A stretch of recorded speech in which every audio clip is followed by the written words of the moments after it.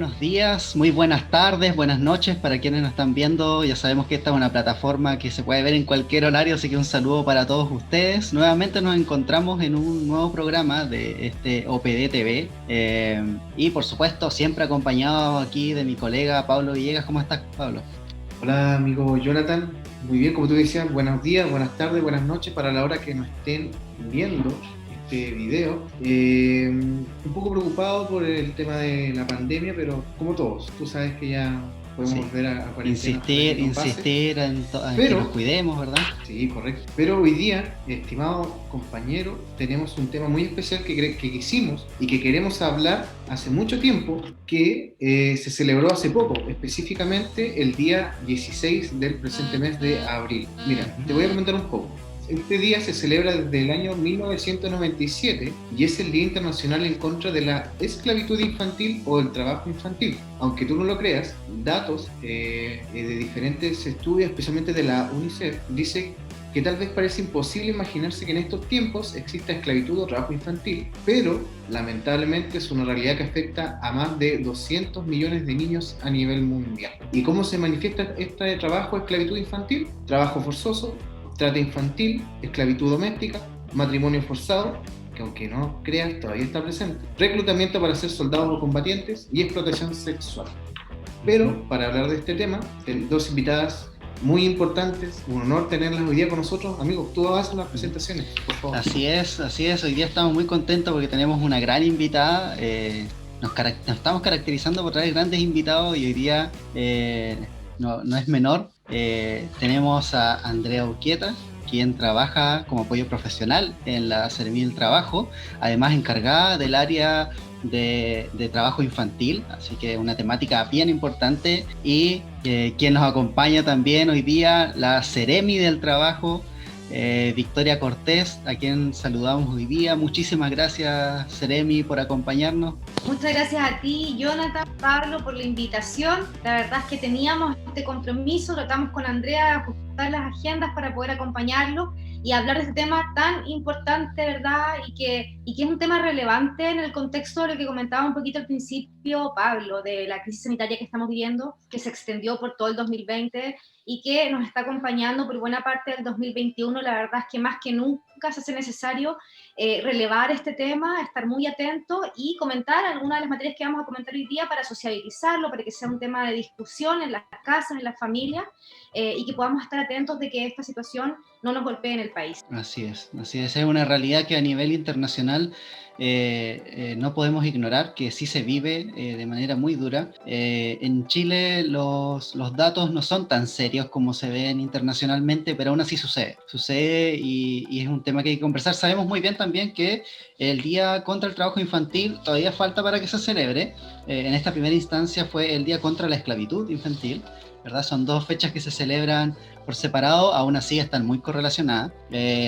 Y yo creo que para aprovechar el tiempo igual que tenemos, vamos de lleno a la primera pregunta, ¿no, Pablo, para la Seremi? Sí, la tecnología me gana un poco de repente, así que por eso estoy un poco lento. Pero, Seremi, en atención al Código del Trabajo, ¿cuáles son las normas básicas relativas a la protección del trabajo de niños, niñas y adolescentes? Bueno, aquí hay que hacer un poquito de contexto, Pablo, porque es importante que la audiencia sepa que nuestra legislación en relación al trabajo infantil no solamente está comprendida en el Código del Trabajo como era hace muchos años atrás, sino que también tenemos una serie de normas de leyes complementarias que establecen mecanismos efectivos de protección y de regulación del trabajo infantil.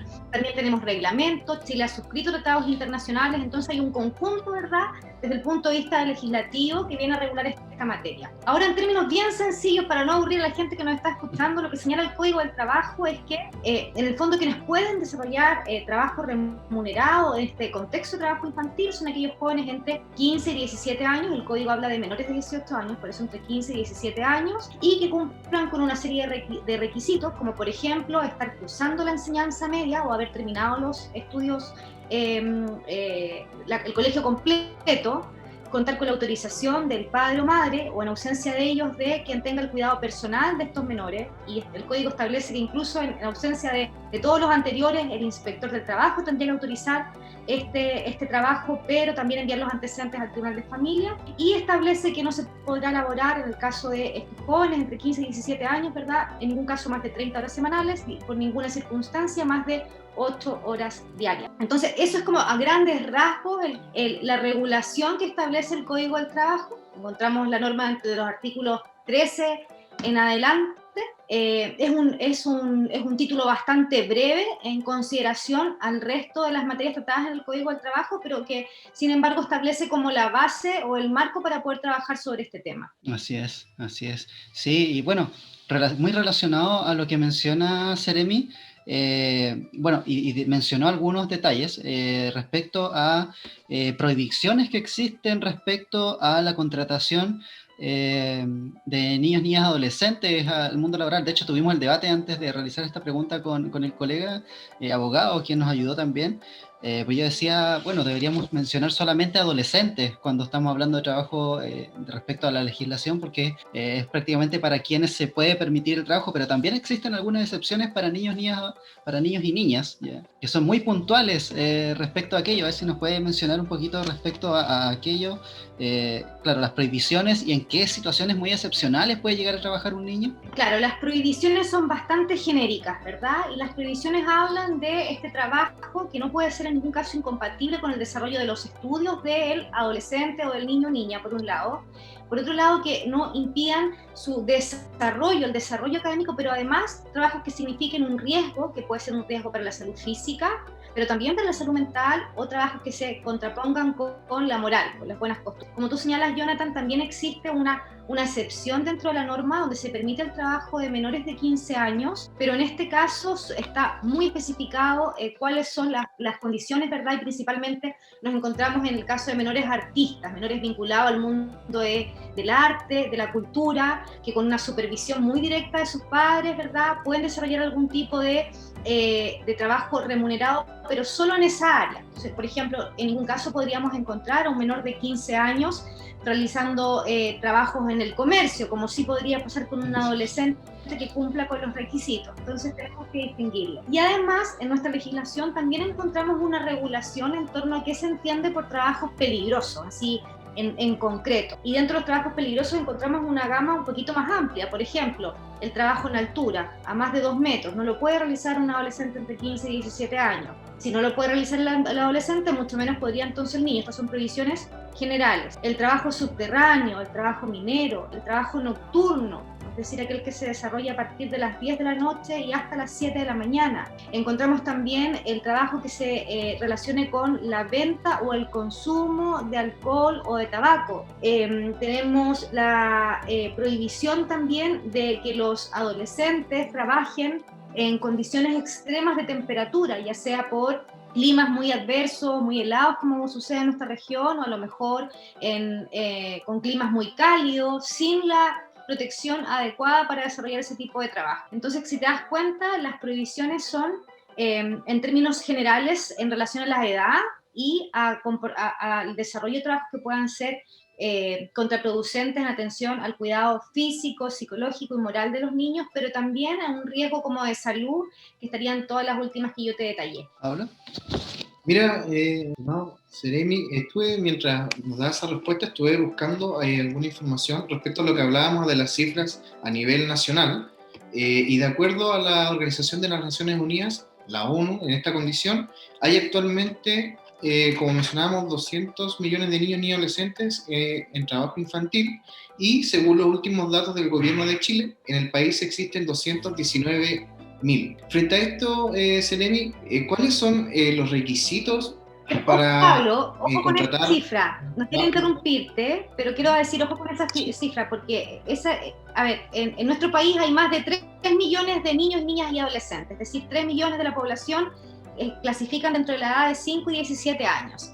Y de esos 219.000 y fracción que tú mencionas, que es un estudio del 2019, estarían ocupados. Pero estar ocupados no es lo mismo que desarrollar un trabajo infantil. Según los últimos estudios que nosotros manejamos como cartera, dentro del concepto de trabajo propiamente tal, estaría un 6,9% de la población de estos 3 millones de niños. Pero lo que más preocupa, Pablo, es que de ese 6,9, solo un 0,3%, es decir, cerca de 10.000 apenas, cumpliría con las formalidades y con los requisitos establecidos por la legislación vigente que lo califica dentro del trabajo protegido. Entonces quedamos con un universo importante fuera, ¿verdad?, que está oculto, que no se denuncia, que está invisibilizado y a donde es más difícil llegar, y es por eso que existen este tipo de programas, ¿verdad?, donde nuestro objetivo es poder sacarlo a la luz y poder proteger a estos niños, niñas y adolescentes. Sí, qué bueno que me dijo eso, porque en varias partes salen estos datos, pero no sale como desglosado, digámoslo así. Entonces, especificar lo que usted, esa información que acaba de decir, es sumamente importante para manejar una cifra, digámoslo así, con una base y con una veracidad que es lo más importante frente a estos números. Y frente a lo que usted hablaba acerca de estos contratos que son ya como en el marco legal, ¿cuáles son los requisitos para contratar a un adolescente para algún trabajo? El primero y el general, ¿verdad?, que dice relación con lo primero que ustedes me preguntaban y que dice relación con la edad. Es decir, no se puede tratar de un menor de 15 años, es de 15 a 17 años, salvo los casos expresamente contemplados en el Código del Trabajo. Entonces, primero, cumplimiento de la edad. En segundo lugar, el contrato de trabajo debe registrarse en la dirección del trabajo. En tercer lugar, en ningún caso puede tratarse de trabajo nocturno, es decir, está prohibido establecer funciones que comprendan entre las 22 horas, es decir, las 10 de la noche y las 7 de la mañana. Además, para poder contratar a un niño, niña, adolescente, se debe acreditar de que éste o bien terminó su enseñanza media o bien que está cursando la enseñanza media. Y no solamente hablamos de una acreditación como un certificado que emite el colegio, sino que además este certificado debe señalar expresamente cuál es la situación específica de este menor y si está cursando un curso, ¿verdad?, cuál es el horario que él tiene, de forma tal de que el contrato no impida el cumplimiento de su jornada escolar. Por otro lado, como requisito, las labores que se desarrollen en ningún caso pueden perjudicar la asistencia a clases, deben ser compatibles con el desarrollo de estas tareas. Otro requisito que comentábamos anteriormente es que también debe contarse con la autorización del padre o la madre o el representante legal, que en estos casos puede ser, generalmente cuando no está el padre o la madre, el representante legal suele ser un abuelo, una abuela, un tío, una tía, y en caso de que no se pueda contar con la autorización de ninguno de ellos, del inspector provincial del trabajo. Y por último, el último requisito es que las labores, también ya lo comentábamos, ¿verdad?, no excedan de 30 horas semanales y no pueden estar distribuidas más allá de 8 horas al día. Esos son los requisitos. Quiero hacer un pequeño adicionar algo. Estos son los requisitos como generales establecidos en el código, pero igual es importante precisar que a la hora de fiscalizar, no solamente nosotros velamos por que esté, por ejemplo, como yo les señalaba, el certificado de estudio, sino que además tenemos que acreditar de que el niño está cumpliendo con su jornada escolar o que el empleador hizo el adecuado estudio respecto a cuáles son las labores que va a realizar el menor y que efectivamente es compatible con el desarrollo de sus actividades académicas, de que si el menor es cambiado, por ejemplo, de funciones de una función a otra, se cuente con el respaldo de que no basta decir esto no es peligroso, sino que tiene que haber una capacitación, un estudio previo que nosotros nos certifique que se tomaron todas las medidas tendientes a resguardar a este adolescente que está dentro de este trabajo protegido. Justamente Seremi mencionó el tema de trabajo peligroso y yo tengo entendido, según lo que nos comenta nuestro abogado, igual que el 2020 salió una ley, la 21.271, que especificó un poco más el tema de lo que es actividad como trabajo peligroso. ¿A qué nos referimos con eso? Sí, lo que pasa es que más que este es un reglamento que elaboró el Ministerio del Trabajo y Previsión Social, y este reglamento viene a complementar las normas existentes, buscando profundizar en algunas materias, pero además en poder dar cumplimiento a los tratados que a nivel nacional habíamos ratificado en torno a la erradicación del trabajo infantil. Yo te diría que no solamente un aporte relevante a este reglamento dice relación con los trabajos peligrosos, de los que yo te hablé en un comienzo, ¿verdad?, donde se especifica cuáles son, como por ejemplo el trabajo minero, subterráneo, a más de 2 metros. Nosotros manejábamos ya el concepto de peso, de que un menor no podía hacer un esfuerzo físico de cargar determinados kilos. Sin embargo, aquí se complementa, se detalla cada uno de estos trabajos peligrosos. Pero además de eso, Jonathan, Pablo, un aporte importante de este reglamento es que viene a endurecer las sanciones asociadas al incumplimiento de las normas relacionadas con el trabajo infantil. Y eso es súper relevante porque desde el punto de vista disuasivo es un factor muy relevante a la hora de fiscalizar, sancionar y sancionar con tanta dureza de que después sea imposible que aquella persona que infringe la normativa laboral en una materia tan grave y delicada como esta vuelva a hacerlo. Así que desde ese punto de vista son distintos los avances de este reglamento. Por un lado especifica cuáles son los trabajos peligrosos, pero también tiene una importante contribución con el endurecimiento de las normas, de las sanciones, perdón. Y por ejemplo, si yo fuera testigo, ¿cierto?, de un trabajo ejercido por un niño, niña, adolescente que es de riesgo para su integridad, ¿cuáles son los procedimientos, cierto, que tienen ustedes para poder denunciar este tipo de actividades? La verdad, Pablo, es que hay distintos canales para poder denunciar, todos son igual de válidos y efectivos. La idea principal es facilitar el proceso de la denuncia de forma tal que cualquier persona que toma conocimiento o que es testigo presencial, como tú señalabas, de una situación de esta naturaleza, pueda canalizarlo y hacer la denuncia. Y en ese sentido los canales son Carabineros de Chile, Policía de Investigaciones, Ministerio Público, Sename, Inspección del Trabajo o Dirección del Trabajo, Seremía del Trabajo, es decir, cualquier servicio que esté relacionado con la materia de trabajo infantil. Y no solamente eso, yo iría un poquito más allá, porque estos son, yo diría, los servicios que tenemos reglado un procedimiento en torno a qué hacer en caso de una denuncia infantil. Pero no olvidar que todos los funcionarios públicos, por el solo hecho de serlo, tenemos algunos deberes inherentes a nuestro cargo, y por lo tanto, cualquiera de nosotros que reciba, que escuche o que tome conocimiento de una denuncia en relación a esta materia, debe inmediatamente recibirla, a lo mejor tomar nota, tomar un número de teléfono de quién la está formulando, para canalizarla a través de alguna de estas instituciones que yo acabo de mencionar. Y se me quedaba fuera también los tribunales de justicia, muy importante en torno a la vulneración de los derechos de los niños. Así es. Mencionarle también a la gente de que, bueno, como PDI trabajamos principalmente con vulneraciones de derechos de baja y mediana complejidad. El trabajo infantil es una vulneración grave a los derechos de los niños, niñas y adolescentes. Entonces, pueden llegar esas denuncias acá también, sí, y nosotros vamos a derivar lo antes posible a los tribunales y a todos los mecanismos posibles para que llegue a quienes corresponde, pero hay que considerar que esto es grave. Seremi, ¿qué sanciones o infracciones va a recibir estas personas que llegasen a cometer esta vulneración de derechos? Aquí tenemos que distinguir en atención a la naturaleza de la infracción. Partamos de la base de que todas las que digan relación con estas materias son graves. Sin embargo, tenemos tres como grandes grupos. El primero de ellos dice con la infracción de las normas relativas a la contratación de los niños, niñas y adolescentes. Por ejemplo, no acompañar el certificado que acredita que el menor está cursando o que terminó la enseñanza media. En este caso, las multas van a ir desde las 2 UTM para las microempresas y hasta las 60 UTM para las grandes empresas. Se maneja dentro de esos rangos. En segundo lugar, en el caso de los niños que son contratados sin edad para trabajar, por ejemplo, un niño de 14 años que no venga a realizar alguna de las excepciones contempladas en el Código del Trabajo, en ese caso el rango de la multa es mayor porque va desde las 10 UTM para las microempresas y hasta 300 UTM para las grandes empresas. Y por último, en el caso de los trabajos peligrosos, también encontramos un rango que se mueve bastante y va desde las 5 UTM para la microempresa hasta las 100 UTM para las grandes empresas.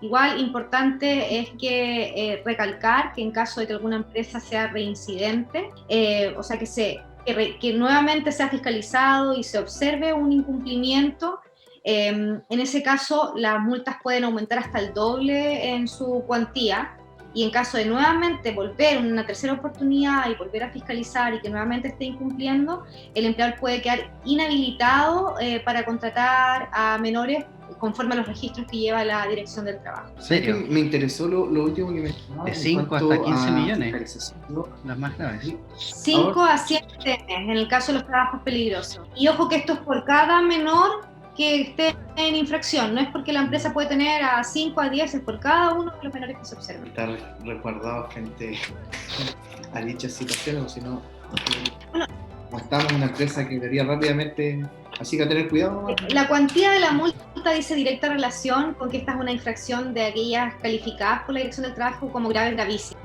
Y por lo tanto era necesario poner multas que sean ad hoc con la materia que estamos protegiendo. Yo creo que en ese sentido Chile da un paso más con estas modificaciones, ¿verdad? Poniendo, como lo ha dicho el presidente Sebastián Piñera, más una oportunidad, poniendo a los niños en primer lugar, por sobre cualquier otro tipo de interés. Y estableciendo medidas sancionadoras, mira las palabras complejas, pero Andreita, si me ayudas. Ejemplificatorias. Ejemplificadoras. Ahí está, entre las dos nos complementamos. Muy bien. Pablo, ¿tenías una pregunta más antes de pasar a la última? Sí, de hecho yo quería preguntar porque hablábamos de materia tanto de contratación, ¿cierto?, de fiscalización y sanciones. Yo quisiera saber cuáles son las estadísticas que se maneja por parte de la Seremía del Trabajo y de la Previsión Social. Yo igual me enredé un poco, de la región de Magallanes en materia laboral infantil juvenil. La verdad, Pablo, que nosotros como Seremía del Trabajo no tenemos un instrumento todavía que nos permita presentar una realidad regional.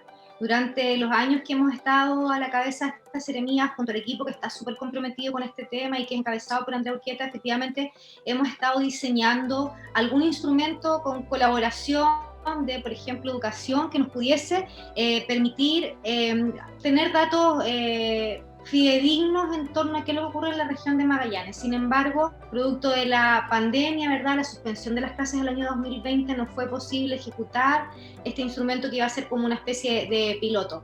Y desde ese punto de vista, comentarte que los estudios que nosotros tenemos son a nivel nacional, y que, como les decía al principio, los últimos miden entre el 2016 y el 2019. Entonces, en términos nacionales, yo les puedo comentar que en el año 2016 hubieron cerca de 250 denuncias por esta materia, por trabajo infantil, 240 para ser específico, pero esto ha disminuido sustancialmente con las políticas públicas adecuadas que visibilizan estas situaciones, y ya el año 2019, que es el último reporte que tenemos, hubieron solo 49, es decir, disminuimos porcentualmente hablando una cantidad muy significativa. Yo diría que lo redujimos más de un 25%, o sea, más de un 75%, perdón. Este último estudio arroja también una sectorización en torno al trabajo infantil que establece en la región de Magallanes, dentro de este porcentaje de denuncias, un 3,1%. Es decir, es un porcentaje bajito, pero que aún así nos llama a estar muy alertas y muy pendientes de qué es lo que ocurre. Y por otro lado, establece también este estudio que las materias o los rubros en los que más se observa el trabajo infantil es la agricultura, la pesca, la silvicultura, la ganadería como primer lugar, y en segundo lugar también está el sector del comercio. Entonces, esos son indicadores que son muy relevantes para el trabajo que viene, lo que queda del 2021 y 2022, ¿verdad? El trabajo para adelante, en torno a cómo vamos a enfocar nuestros programas y cómo vamos a hacer también nuestras actividades y campañas de prevención. Así es, Seremi. Y bueno, para pasar a la última pregunta ya, bueno, no es pregunta, es pedirle un mensaje para los niños, para nuestra niñez y adolescencia. Quería preguntar así rápidamente, ¿cómo visualiza igual esta situación de que la cultura influye mucho en el tema respecto al trabajo infantil? Se ve mucho el trabajo en las áreas rurales de repente de los niños, acá en nuestra zona, los niños que trabajan en Río Verde, o sea, no que trabajan, sino que realizan un apoyo muchas veces al área de labor de los padres, como una forma de entretención muchas veces.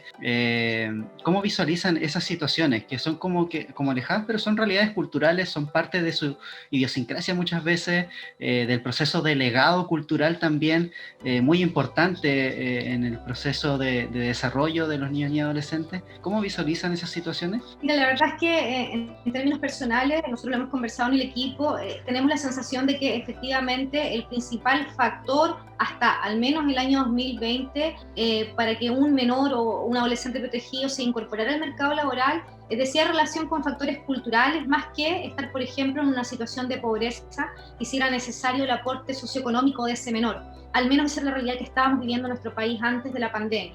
Entonces muchas veces se daba esta situación, por ejemplo, en materia de agricultura, el hijo que quería acompañar a su papá a la faena, ¿verdad? Porque siente una atracción por lo que es la actividad, por estar en la tierra, ¿verdad? Y un padre a lo mejor que veía esta actividad como beneficiosa para el hijo, que a lo mejor había entre medio algún tipo de recompensa y obviamente la posibilidad de tener un apoyo. Sin embargo, en estos casos hay que tener muy presente que la línea que separa el trabajo infantil de lo que pudiese ser recreacional es muy delicada y no siempre va de la mano respecto a un pago. Alguien puede decirnos que si no le están pagando, entonces no es trabajo infantil. Y la verdad es que no es tan así. Nosotros hemos visto con preocupación, por ejemplo, en algunos casos donde se normaliza la obligación, pongamos un caso, una niñita de 12, 13 años, que si bien es cierto, cumple con su obligación escolar durante toda la mañana o la jornada que corresponda, puede ser que inmediatamente al momento de llegar a la casa tiene el deber, la obligación de hacerse cargo de hermanas menores, sin la supervisión o sin el apoyo de un adulto. Y ahí es donde encontramos un límite más delgado, porque claro, hasta qué punto esa obligación diaria para una menor de 12, de 13 años, incluso menores, significa que ella deje de realizar actividades propias del desarrollo de su edad, a lo mejor de compartir intereses con las amigas o de estudiar fuera del trabajo, dedicarle también tiempo al ocio, que al principio era tan mal visto, ¿verdad? Y todos los especialistas te dicen, deja que el niño se aburra para que aprenda a imaginar, sepa administrar su tiempo solo. Entonces la verdad es que ahí es donde encontramos una línea muy delgada, muy peligrosa, y donde es importante reforzar que ninguna actividad, sea o no remunerada, puede significar que el menor pierda su derecho propio a estudiar, a divertirse, a jugar y a hacer actividades propias de los niños. Por lo tanto, es importante hacer mucho énfasis en eso porque, como tú bien decías, Jonathan, al principio de la pregunta, muchas veces culturalmente se espera sobre todo en estos ámbitos más del hogar o más domésticos de las mujeres y en el ámbito del campo, de los niños. Entonces es importante que vayamos como derribando estos mitos y por supuesto no tiene nada de malo que un menor acompañe a su papá al campo siempre y cuando sea una actividad esporádica, que el niño lo pase bien y que no se contrapongan con estos otros derechos que también. Muy bien, Seremi, para cerrar, pedirle unas palabras para nuestra niñez y adolescencia que puede estar observando esto. La verdad, Jonathan, que más que para los niños y adolescentes, yo creo que mi último mensaje va a ser a lo mejor para un papá o para una mamá que puede estar acompañando a sus hijos en esto, pero también para los niños y adolescentes porque sabemos que hoy día nuestros niños crecen mucho más rápido y se dan cuenta de situaciones que probablemente nosotros a la edad de 10 o de 9 años no nos dábamos cuenta. Hoy día los niños sí lo perciben. Y el llamado es a estar atentos, a estar alerta, a no normalizar situaciones que no son normales. Los niños no deben trabajar. Los niños tienen deberes y también obligaciones, y es muy importante porque muchas veces recibimos las críticas que hay, que los derechos del niño no. Sabemos que los niños también tienen deberes, eso está muy claro. Pero en esta oportunidad estamos hablando del deber de los padres de proteger a los niños. Y por lo tanto, en el caso que se decida que un adolescente entre 15 y 17 años tenga ganas de trabajar, que quiera contribuir a la familia o por los motivos que se conocen solo en el seno interno del hogar, ¿verdad? En caso que se decida que realice trabajo remunerado, es importantísimo dar el mensaje de que tiene que ser con el cumplimiento absoluto de las normas establecidas para estos efectos en el Código del Trabajo. Por lo tanto, si alguno de nosotros, los que nos están escuchando, toma conocimiento de una situación, de lo mejor un compañerito de curso está siendo obligado, forzado a realizar labores que no quiere hacerlo, que a lo mejor llega cansado al colegio, que a lo mejor no le permiten estudiar, que lo conversen con un adulto, que lo conversen con alguien cercano al interior de su familia y que ese adulto nos haga llegar el caso. Nuestra idea no es perjudicar a nadie, sino solamente resguardar los derechos de nuestros niños, niñas y adolescentes. Y sobre todo, Jonathan y Pablo, porque lo conversamos con Andrea en una reunión que tuvimos con Nivel Central hace poquito, estamos preocupados por los efectos que sobre el trabajo infantil pudiese tener el coronavirus, la crisis sanitaria, ¿verdad? Sabemos que muchísimas familias lo han pasado muy, muy mal en el 2020 y esto obviamente genera una situación de riesgo que hace que pudiésemos estar frente a un escenario ideal para que crezcan las cifras de trabajo infantil. Entonces nosotros queremos estar muy atentos, ser muy preventivos en esta materia, así que el mensaje es que cualquiera que tenga conocimiento de esto nos entregue la información de manera oportuna a fin de poder resguardar los derechos de nuestros niños. Muchas gracias, Seremi, muchas gracias, Andrea, por su tiempo. No le quitamos más porque sabemos que tiene muchas cosas importantes que hacer, fue un tiempo, esa agenda que nos pudo otorgar y lo agradecemos muy sinceramente y esperamos poder reencontrarnos en una próxima oportunidad. De todas maneras, muchas gracias a ti, Jonathan, Pablo, gracias, Andrea, por acompañarme.